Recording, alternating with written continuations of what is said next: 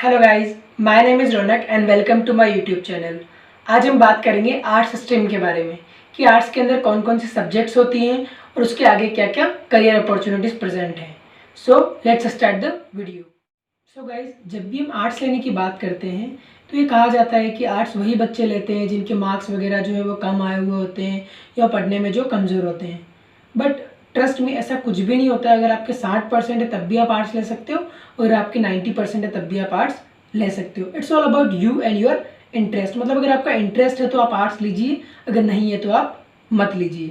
इसके अंदर भी बहुत सारी अपॉर्चुनिटीज़ और बहुत सारे करियर हैं जिसके अंदर आप बहुत पैसा कमा सकते हो और अपना करियर जो है वो बहुत ही ऊंचाई पे ले जा सकते हो, जिसके बारे में हम वीडियो के नेक्स्ट सेक्शन में बात करेंगे।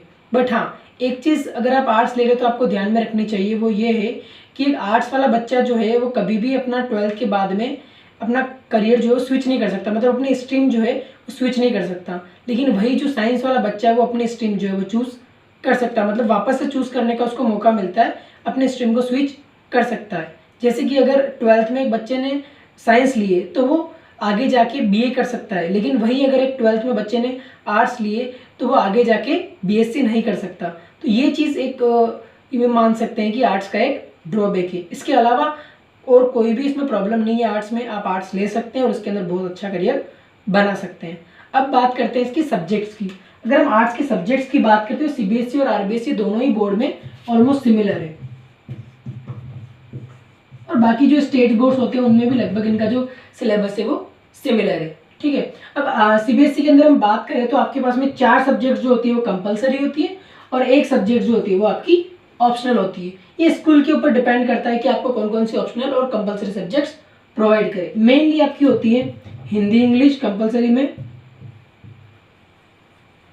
इन दोनों में से कोई एक आपको चूज करनी होती है। ठीक है, अगर आपकी आरबीएससी है तो आपको दोनों लेनी होती है। ठीक है, नेक्स्ट इसके बाद में होती है आपकी हिस्ट्री। हिस्ट्री के अंदर हम क्या पढ़ते हैं, इंडियन हिस्ट्री या वर्ल्ड हिस्ट्री, जिसके बारे में मतलब हिस्टोरिकल इवेंट्स वगैरह जो हो गए, वॉर्स हो गए या कोई ट्रीटीज वगैरह हो गए, उनके बारे में पढ़ते हैं। नेक्स्ट हो गया आपका ज्योग्राफी। ज्योग्राफी के अंदर हम अर्थ हो गया, अर्थ का क्रस्ट हो गया, मेंटल उसकी जो मतलब पूरी बनावट क्या है, उसमें क्या क्या चीज़ें हैं, लिथोस्फीयर हाइड्रोस्फीयर, उन सब चीज़ों के बारे में पढ़ते हैं। ठीक है, ये थोड़ा सा प्रैक्टिकल सब्जेक्ट है। नेक्स्ट इसके बाद में बात आती है आपकी किसकी, साइकोलॉजी। साइकोलॉजी के अंदर हम क्या पढ़ते हैं, ह्यूमन बिहेवियर, ह्यूमन के कैरेक्टरिस्टिक्स क्या क्या है, उसका माइंड कैसे वर्क करता है, उसके बारे में। ठीक है, नेक्स्ट इसके बाद में बात आती है आपकी होम साइंस की।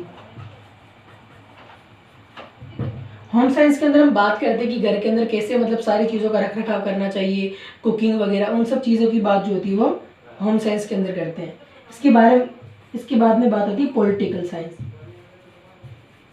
इसके अंदर हम बात करते हैं पॉलिटिकल अफेयर्स की, कि पॉलिटिक्स कैसे होती है, उसके अंदर क्या क्या स्ट्रक्चर्स होते हैं, क्या कौन कौन सी पॉलिटिकल पार्टीज़ हैं, नेशनल पॉलिटिकल पार्टीज़ कौन कौन सी है, इंटरनेशनल लेवल पे पॉलिटिक्स कैसे होती है वगैरह वगैरह, इन सब चीज़ों के बारे में बात करते हैं। तो ये जो ऑलमोस्ट आपकी ये जो मेन सब्जेक्ट्स होती है जिनमें से आपकी कोई भी 4 सब्जेक्ट्स चूज करनी होती है। और नेक्स्ट होती है आपकी ऑप्शनल सब्जेक्ट्स। ऑप्शनल सब्जेक्ट्स के अंदर आपके जैसे कि फिजिकल एजुकेशन हो गई, जिसके अंदर हम नॉर्मली हेल्थ वगैरह के बारे में पढ़ते हैं। नेक्स्ट इसके बाद में आपकी होगी कंप्यूटर्स हो गई, जिसके अंदर हम वही आईटी डिपार्टमेंट कंप्यूटर्स के बारे में पढ़ते हैं।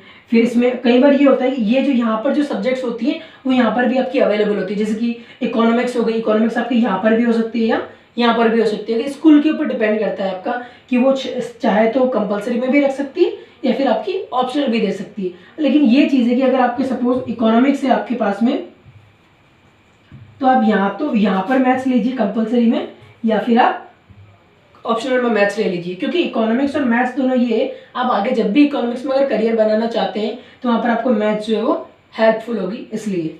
नेक्स्ट इसके अलावा आपका आर्ट्स में ये फाइन आर्ट्स हो सकता है आपका। नेक्स्ट इसके बाद में ड्राइंग हो सकती है, डांसिंग हो सकता है और बहुत सारी चीज़ें हैं, सिंगिंग हो सकता है। ये बहुत सारी चीज़ें आप एज ए ऑप्शनल सब्जेक्ट भी ले सकते हैं। ठीक है, अब बाकी एआई वगैरह भी होता है, लेकिन वो आपकी उसके ऊपर डिपेंड करता है कि आपके स्कूल के अंदर वो अवेलेबल है या। में हम बात करेंगे करियर अपॉर्चुनिटीज़ और डिग्री कोर्सेज के बारे में जो कि आर्ट्स के अंदर अवेलेबल है। ठीक है, सबसे पहले हम बात करेंगे बीए के बारे में। बीए होता है आपका क्या, बैचलर्स इन आर्ट्स। ठीक है, ये आपका 3 डिग्री कोर्स होता है जो कि आपका ज्योग्राफी के अंदर या इकोनॉमिक्स के अंदर, हिस्ट्री के अंदर, पॉलिटिकल साइंस के अंदर, किसी के अंदर भी आप परस्यू कर सकते हैं। इसके बाद में आप MA भी कर सकते हैं, ठीक है। ये होता है आपका मास्टर्स ऑफ आर्ट्स या फिर मास्टर्स इन आर्ट्स। ये आपका 2 साल का कोर्स होता है। ये करने के बाद फिर आप BEd करके टीचर की जॉब के लिए भी अप्लाई कर सकते हैं, या फिर और भी अगर आप ज़्यादा अगर पढ़ना चाहें, अगर कोई पॉलिटिकल लीडर वगैरह बनना चाहे तो भी आप BA इन पॉलिटिकल साइंस फिर MA इन पॉलिटिकल साइंस करके आप एक अच्छे लीडर भी बन सकते हैं, ठीक है। नेक्स्ट इसके बाद में होता है आपका जर्नलिज्म वगैरह। ये बहुत ही आजकल पॉपुलर हो गया है कि हम जर्नलिज्म वगैरह में जाएं। जर्नलिज्म में क्या होता है, एंकरिंग वगैरह हो गई आप, या न्यूज़ रिपोर्टिंग वगैरह हो गई, उन सब चीज़ों में जाने के लिए भी आप जर्नलिज्म के थ्रू जा सकते हैं। इसके अंदर भी आपका BA वगैरह भी होता है या डिप्लोमा कोर्सेज वगैरह भी किए जाते हैं। नेक्स्ट है आपका क्या, होटल मैनेजमेंट, ठीक है। होटल मैनेजमेंट ये आपका, इसके अंदर भी आपका क्या होता है कि डिग्री कोर्सेज भी होते हैं और डिप्लोमा भी होते हैं। इसके अंदर जो मोस्ट पॉपुलर कोर्स है वो होता है आपका BHM, ये होता है आपका बैचलर्स इन होटल मैनेजमेंट। ये भी आपका 3 साल का डिग्री कोर्स होता है। इसके अंदर आपको कैसे मैनेज करना है चीज़ों को, होटल के अंदर कैसे सर्व करना है चीज़ों को, वो सब आपको सिखाया जाता है। इसके अंदर डिप्लोमा कोर्सेज भी अवेलेबल होते हैं। नेक्स्ट इसके बाद में बात आती है CA की। ये बहुत ही कम लोगों को पता होता है कि CA जो है वो आर्ट्स वाले बच्चे भी कर सकते हैं। ऐसा माना जाता है कि CA कॉमर्स वाले ही कर सकते हैं, लेकिन आर्ट्स वाले बच्चे भी कर सकते हैं। ये होता है आपका चार्टर्ड अकाउंटेंट, जो कि आप क्या क्या करते हैं, कंपनीज के अंदर ये जो सेक्रेटरी वगैरह जो होते हैं, जो अकाउंट्स की देख रेख वगैरह करते हैं, वो भी आप बन सकते हो, ठीक है। नेक्स्ट इसके बाद में बात आती है आपकी किसकी, टूरिज्म की। टूरिज्म के अंदर क्या होता है आपका, वही टूरिज्म के अंदर डिप्लोमा कोर्सेज वगैरह होते हैं, डिग्री कोर्सेज होते हैं, जिसके अंदर हम टूरिस्ट वगैरह को एज ए गाइड हम वर्क कर सकते हैं या फिर एज ए मैनेजर, ठीक है। नेक्स्ट इसके बाद में बात आती है किसकी, आपकी टीचिंग लाइन की। टीचिंग लाइन आप कैसे कर सकते हो, टीचिंग लाइन में क्या होता है, आप BA कर लो आप, या फिर इसके बाद में BEd कर दो।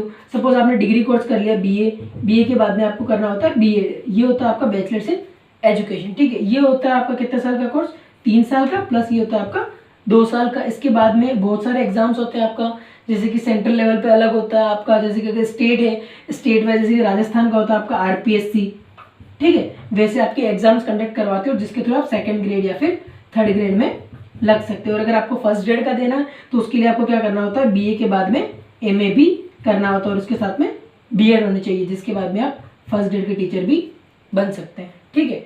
नेक्स्ट इसके बाद में बात आती है आपकी 7वीं किसकी, BA LLB की। ये होता है आपने कौन, लॉयर। जो लॉयर बनते हैं वो ये कोर्स करते हैं। इसके अंदर क्या होता है आपका, ये 5 साल का इंटीग्रेटेड कोर्स होता है, ठीक है। आपका 3 साल तो इसके और 2 साल इसके, जिसके अंदर आप लॉयर बन सकते हो। इसमें भी आप अच्छे खासे पैसे कमा सकते हो। हर किसी को आज लॉयर चाहिए। आप फैमिली लॉयर बन सकते हो, आप क्रिमिनल लॉयर बन सकते हो, आप किसी कंपनी के लिए काम कर सकते हो, वगैरह वगैरह, ठीक है। नेक्स्ट इसके बाद में बात आती है गवर्नमेंट जॉब्स की। बहुत सारे गवर्नमेंट जॉब्स हैं जो कि क्या आपकी खाली ग्रेजुएशन मांगती है या फिर 12th तक ही क्वालिफिकेशन मांगती है, तो आप बहुत सारे गवर्नमेंट जॉब के अंदर भी अप्लाई कर सकते हो। तो ये आपकी मेजर कुछ करियर अपॉर्चुनिटीज़ थी जो कि आप 12th के बाद में परस्यू कर सकते हैं, ठीक है। आई होप आप सबको समझ में आ गया होगा कि आर्ट्स स्ट्रीम के अंदर क्या क्या करियर अपॉर्चुनिटीज़ है और कौन कौन से सब्जेक्ट्स अवेलेबल हैं। सो आई होप आप इसको लाइक करेंगे, शेयर करेंगे और सब्सक्राइब करेंगे। Thank you.